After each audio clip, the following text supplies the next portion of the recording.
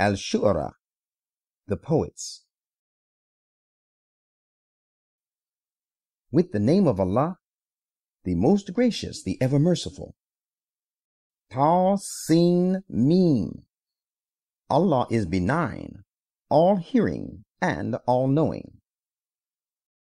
These are the verses of the perfect book, which tells the right from the wrong, and which also makes the meaning and significance of the verses clear. Perhaps you will consume yourself away with anxiety because they do not become believers. If we so please, we can send down upon them such a sign from above that their necks would bend and heads bow down in submission to it. There never comes to them a fresh reminder in a form new and with new details from the most gracious God, but they turn away from it.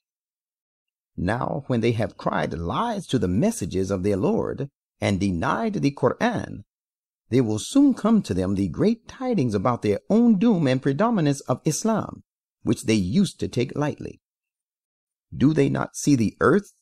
How many excellent and useful things of all species we have caused to grow on it?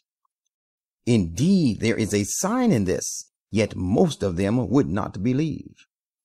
And your Lord, of course, He is the Almighty, the ever merciful. And recall the time when your Lord called to Moses, directing him, "Go to the wrongdoing people, the people of Pharaoh, and say to them, will they not guard against evil?" Moses said, "My Lord, I am afraid they will cry me lies, and my bosom straightens, and my heart fails me, and my tongue is not fluent for feeling inadequate to deliver the message I am entrusted with. Therefore, send to Aaron to help me. Moreover, they have a charge of the murder of an Egyptian against me, so I fear they will kill me before I am able to deliver your message to them." The Lord said, "That shall not be.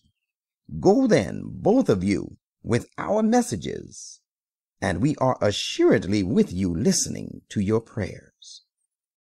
Go to Pharaoh, both of you, and say, we are bearers of a message from the Lord of the worlds, who commands you to send the children of Israel with us." So when Moses and Aaron went to Pharaoh, he said to Moses, "Did we not bring you up among us when you were a mere babe? And you stayed with us many years of your life. And you have surely committed an act, and you are of the ungrateful." Moses said, "Indeed, I did it. And as I was lost for the love of my people and was in a perplexed state of mind, so I fled from you when I apprehended injustice from you. Then it came to pass that my Lord granted me knowledge and right judgment and made me one of the messengers. And this insignificant favor of your bringing me up, that you so tauntingly remind me of, can be no reasonable excuse, for you have enslaved the whole community of the children of Israel for no fault of theirs." Pharaoh was confounded, and turning the topic of the conversation said, "What is this Lord of the world by whom you claim to be sent?" Moses said, "He is the Lord of the heavens and the earth, and of all that lies between the two, if you and your companions be convinced of this true knowledge and have faith in him." Thereupon Pharaoh said to those around him, "Do you not hear what is being said?" Moses continued, "He is the same who is your Lord and the Lord of your fathers of yore." Pharaoh said, "Most surely this messenger of yours who has been sent to you is a madman indeed." Moses said, continuing his speech, "In respect of time, the Lord of the worlds is the same as the Lord of the east and of the west, and of all that lies between the two. You can be rightly guided if you could only use your senses." Pharaoh said, "If you worship any god other than me, I will certainly make you one of the imprisoned." Moses said, "Will you do this even though I bring to you something that makes the truth of my statement clear to you?" Pharaoh said, "Bring it then, if you are of the truthful." So he put his staff on the ground, and behold, it was a serpent plainly visible. And he stuck his hand out, and lo, it was shining white to the beholders. Pharaoh said to his courtiers around him, "This man is surely a skilled sorcerer, who seeks to turn you out of your country by dint of his sorcery. Now what do you advise?" They said, "Detain him and his brother for a while, and send heralds into the cities to collect, and bring to you all skilled and very expert sorcerers." So the sorcerers were gathered together at the appointed time and place on a fixed day. And it was said to the people, "Will you also assemble together in the field of contest, so that we may follow the sorcerers if they win clear supremacy?"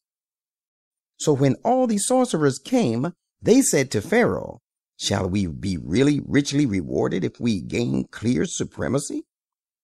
He said, "Yes, and surely you will in that case be among my close companions."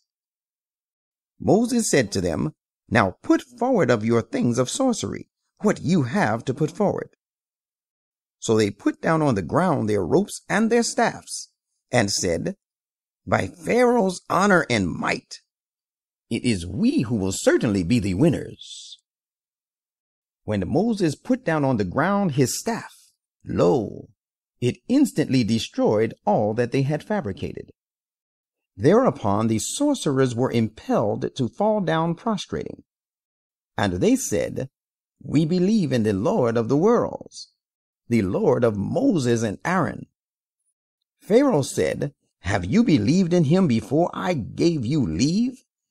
Indeed, he is your chief, the same who taught you sorcery. So you will know your horrible end. I will most surely cut off your hands and your feet on alternate sides for your this opposition to me. And I will crucify you to death, one and all." They said, "It does not matter at all. We have, after all, to return to our Lord. We do hope that our Lord will forgive us our offenses, since we are the first to believe." And we revealed to Moses, directing him, "Take away my servants by night, for you shall certainly be pursued." Pharaoh, when he came to know of the exodus, sent heralds to the towns to collect. These Israelites are indeed a despicable party, a few in number. Yet they have offended us by defying us and making good their escape. And we are, as compared to them, a united multitude, fully equipped and vigilant. So we made them leave the land of gardens and springs, as well as every place with treasures and every abode of honor.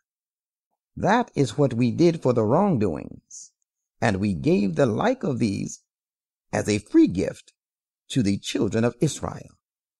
And they, the host of Pharaoh, pursued them at sunrise.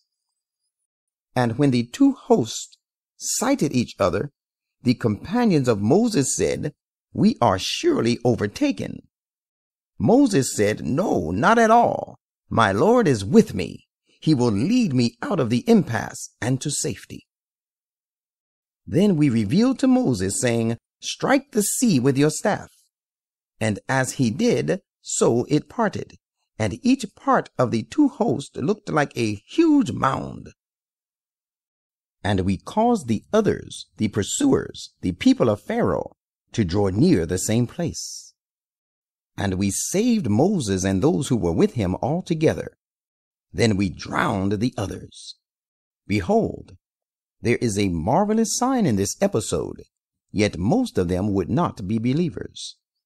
And indeed your Lord, he is the Almighty, the ever merciful. And narrate to them the important event of the life of Abraham, when he said to his sire and his people, "What things are those which you worship?" "We worship idols and will remain constantly devoted to them," said they.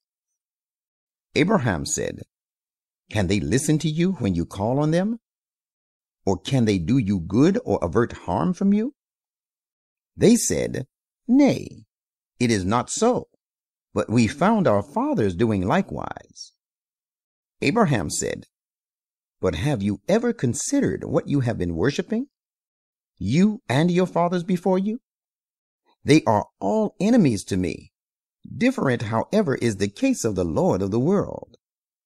He has created me, and it is He who will guide me to reach the goal, and who gives me food and drink, and who restores me to health through His grace and mercy whenever I am taken ill, and who will call me to death and then will raise me to life again, and who I eagerly hope will protect me from the undesirable consequences of my faults on the day of requital.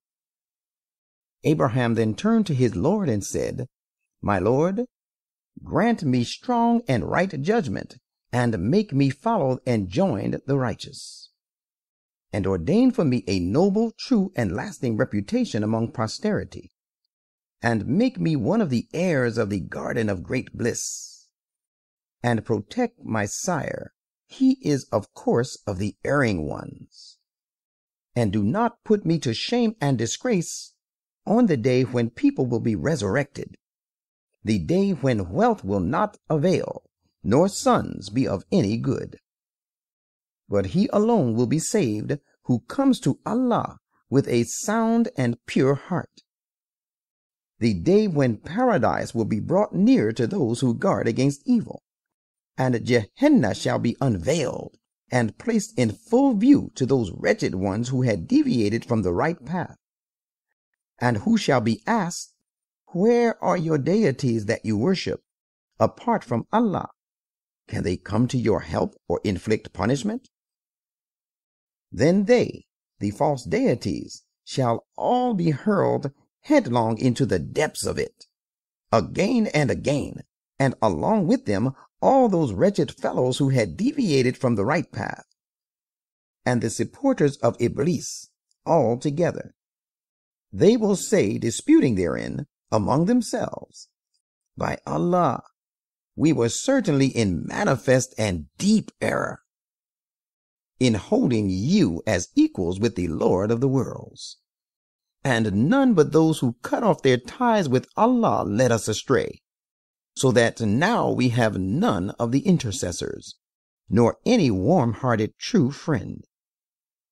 Could we have but another chance to return to the world, then we would surely become of the true believers. Verily, there is a remarkable sign in this, yet most of the people would not be believers. And of course your Lord, He is the Almighty, the ever merciful. The people of Noah cried lies to the messengers. Recall the time when their kinsman Noah said to them, Will you not guard against evil? Surely I am to you a messenger, faithful to my trust. So take Allah as a shield and obey me, and I ask no reward from you for it. My reward lies with the Lord of the worlds alone. So take Allah as a shield and obey me. They, the disbelievers, said, Shall we believe in you, whereas we see that only the people of a very low status follow you? He said, I have no knowledge what good deeds they did in the past that now they have the honor to accept the truth. It is only up to my Lord to call them to account, if you could but perceive. I cannot drive away the believers, thinking them to be of low status. I am but a plain warner. Noah, they said, if you do not desist, you shall be excommunicated or done away with. Noah said, praying, My Lord, my people have treated me as a liar. So judge between me and them a decisive judgment, and deliver me and the believers who are with me. So we delivered him and all those who were with him by means of the fully laden ark. Then after that we drowned the remaining ones. Behold, there is a great sign in this episode, yet most of them would not be believers. And indeed, your Lord, He is the Almighty, the ever merciful. The tribe of Ad too cried lies to the messengers sent to them. Recall the time when their kinsman Hud said to them, "Will you not guard against evil? Surely I am to you a messenger, faithful to my trust. Therefore take Allah as a shield and obey me. I ask no reward from you for this. My reward lies only with the Lord of the worlds." What is wrong with you? You build a monument on every prominent place. In vain you do it. And you raise fortresses in the hope that you will abide till long. And when you lay hold on anyone, you do it like tyrants. You should take Allah as a shield and obey me. And take Him as a shield who has helped you with all the favors and blessings that you know of. He has helped you with cattle and sons, and gardens and springs.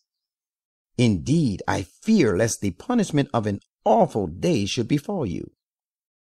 They said, "It makes no difference with us whether you admonish us or be not of the admonishers. This way of admonition is merely the manner of the ancients, and we are not at all going to be punished." Thus they cried lies, and we destroyed them.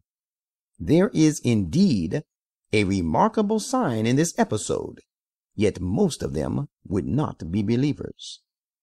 And in fact, your Lord, He is the Almighty and ever merciful. The tribe of Thamud too cried lies to the messengers. Recall the time when their kinsman Salih said to them, "Will you not guard against evil? Surely I am to you a messenger faithful to my trust. So take Allah as a shield and obey me. I ask no reward from you for this service I render. My reward lies with the Lord of the worlds alone." Do you think that you will be left in peace amidst all enjoyable things which you have here, amidst gardens and springs, and cornfields and date palms having fine and heavy spathes near breaking? And you hew out houses in the mountains with great skill, and elated with your greatness. Take Allah as a shield, and obey me. And do not obey the biddings of those who exceed the bounds, who create disorder in the country, and set not things in order. They said, "You are merely one of those mortals who are dependent on being given food. You are nothing but a human being like ourselves. So bring us a sign if you are of the truthful." Salih said, "Here is a she-camel.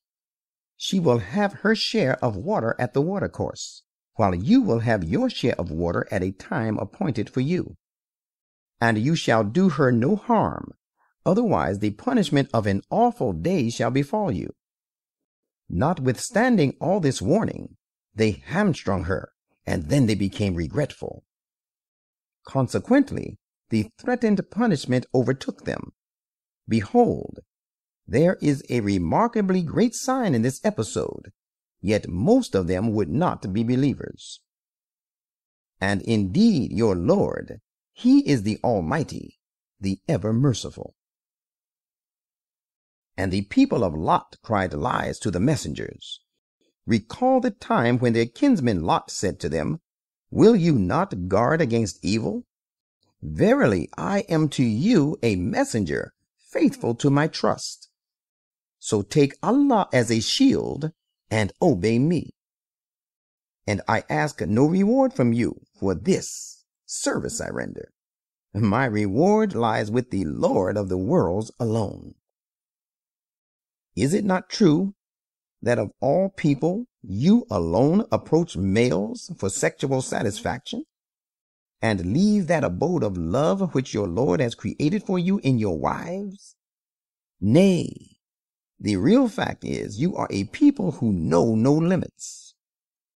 They said, If you desist not of admonishing us for sodomy, O Lot, you shall indeed be of the banished ones.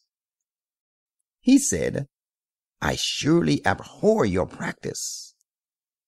My Lord, save me and my followers from the evil consequences of their deeds. So we saved him and his followers, all of them, except an old woman, the wife of Lot, who was among those who stayed behind. Then we destroyed the others, and we pelted them with a terrible rain of stones. Look, how terrible was the rain that descended upon those who were warned. There is a great sign in this episode, yet most of them would not be believers. And indeed your Lord, He is the Almighty, the ever merciful. The dwellers of the wood in Midian cried lies to the messengers. Recall when Shu'ara said to them, Will you not guard against evil? Indeed, I am to you a messenger faithful to my trust. Therefore, take Allah for your shield and obey me. And I ask no reward from you for it. Surely my reward lies with the Lord of the worlds alone. Give full measure and be not of those who give short, and weigh with even and balanced scales. And do not defraud people of their things. Do not go about acting corruptly, creating disorder in the country. Take Him who has created you and former generations as a shield. They said, You are simply of those who stand in need of being given food, and you are but a human being like ourselves. As a matter of fact, we believe you to be of the liars. So let a fragment of a cloud fall upon us by way of punishment if you are of the truthful. Shu'ara thereupon said, My Lord knows best all that you do.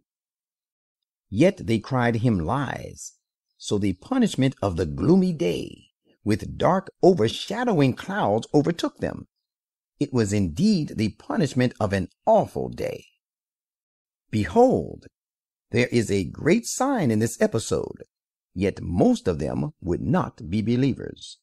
Though in fact your Lord, He is the Almighty and ever merciful. And verily this Quran is a revelation from the Lord of the worlds. The Spirit, faithful to the trust, has descended with it, revealing it to your heart with the result that you became one of the warners. The Quran has been revealed in plain and clear Arabic language. Verily, it finds mention in the scriptures of the earlier peoples. Is it not a sufficient proof for them that the learned among the children of Israel recognize it? And if we had revealed it to one of the non-Arabs, and he had recited this eloquent word of God in Arabic to them, even then they would never have believed in it. That is how we cause it to take root in the hearts of those who cut off their ties with God, that they will not believe in it until they see the grievous punishment. So this punishment will come upon them all of a sudden, taking them unaware, while they do not perceive and calculate it. They will say then, Shall we be given some respite? Is that why they seek to expedite our punishment?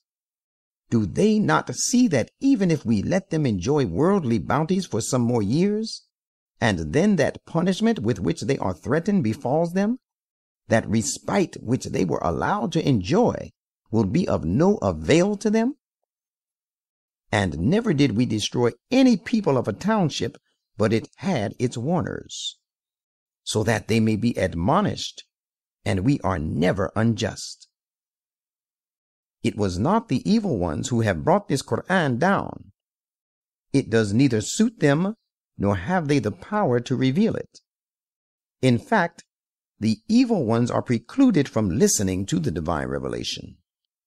Therefore, call on no God beside Allah, for if you do, you will become of those who are severely punished. And Prophet, warn your nearest kinsmen, and be gentle and affectionate to the believers who follow you. But if they, your kinsmen, disobey you, say to them, surely I am not responsible for what you do. And put your trust in the Almighty, the ever-merciful God, who sees you at the time when you stand up in prayer, and also for calling the people to the right path, and who sees your moving about among those companions who prostrate themselves before the Almighty Lord.